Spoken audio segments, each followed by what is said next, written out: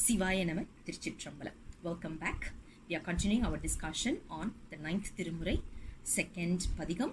In that, we are going to talk about the 6th verse. We have been talking about Lord Shiva's cosmic dance all the way from toe to head.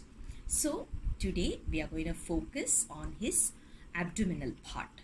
So, today's verse is all about that. Let's look at the verse first. Sivaya Nama Tiruchitrambalam. athu madhi ithu என்று அலந்தலை நூல் கற்று அழை பொழிந்தருமாறை அறிந்து பிதுமதி வழி நின்று ஒழிவில வேள்வி பெரியவர் பெரும்பற்ற போலியோர் சேதுமதி சமணும் தேரரும் சேரா செல்வ சிற்றம்பல கூத்தா மதுமதி வெள்ள திருவயிற்றுந்தி வாழைப்புண்டு என்னுளம் மகிழ்ந்ததுவே. திருச்சிற்றம்பலம்.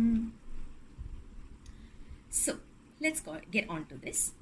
We all know stomach area represents the place where all the fire related work will be done. When we divide our body, or when we categorize our body based on certain areas, right? We know God stands for generator, observer, and at the same time destroyer. So the place where we get everything destroyed or broken down or decomposed, that is basically in our stomach area. Stomach area is always going to have a warmth. That is why the triple warmer also is part of our stomach area. And this particular verse, since it's also talking about the stomach area, they are also focusing in terms of something called as the yagam. Yagam is nothing but the ritual that we do with a fire.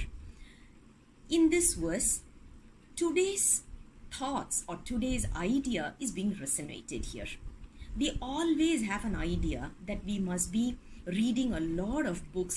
Here is knowledge and there is knowledge, and we just get so confused with so much of information around us, and especially with all the social media and all the gadgets that we are having, we are getting even more distracted nowadays, isn't it? Now, when we talk about reading a book, there is a reference to another book. We will immediately ask for the other book and we'll start reading it. And this goes as a vicious cycle, and it doesn't stop anywhere. Are we getting the satisfaction of reading a book in the first place? Obviously no. That is what the first verse here talks about. He says, the author says, don't just go and read on books and books and books. It's not going to help you. What's the advantage of that? After you read a book, probably you're sitting and arguing with someone about what is right and what is wrong, only based on your limited knowledge. Rather, what we have to do is just surrender ourselves to Lord Shiva. He will make us understand all the information from a book. If you want to read a book, what is the content of a book will go into your head directly if Lord Shiva gives you the grace. So what we have to do, instead of toiling over in reading a book, just surrender yourself.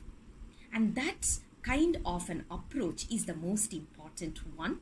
The surrendering part is the most important one, which will help us gain the real knowledge. The real knowledge is not going to be sought out by reading books.